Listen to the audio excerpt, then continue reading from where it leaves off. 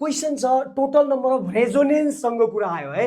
Resonance यो संसारमा किन चाहियो? स्ट्याबिलिटीको लागि चाहियो। जसरी हामी आफ्नो स्ट्याबल चाहन्छौँ, हाम्रो जिन्दगी स्ट्याबल होस् चाहन्छौँ, त्यसरी नै कम्पाउन्ड स्ट्याबल हुन चाहन्छ। त्यसको लागि रेजोनेन्स फेनोमेनन हुन्छ जसले कम्पाउन्डलाई स्ट्याबल बनाउँछ। हो, त्यहीसँग रिलेटेड क्वेसन छ कि रेजोनेटिङ स्ट्रक्चर कति होला यो मलिक्युलको है, कति स्ट्रक्चरले यसलाई अझ बेटर डिफाइन गर्ला भन्न खोजेको। सो यहाँ हेर, एउटा सिम्पल ट्रिक छ। हेर, यो रेजोनेटिङ स्ट्रक्चर पत्ता लगाउन अल्टरनेट डबल बन्ड हेर्नुपर्छ, पोजिसन अल्टरनेट पोजिसनमा डबल बन्ड हेर्नुपर्छ।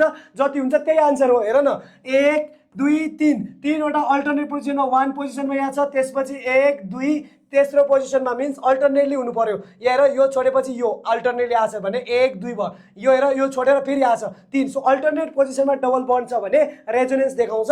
सो 1 2 3 अल्टरनेट पोजिसन छ। So number of resonating structure, number of resonating structure equal to number of alternate double bond मा कतिवटा अल्टरनेट डबल बन्ड छ त्यो हेर्ने अल्टरनेट डबल बन्ड। सो 3 वटामा छ।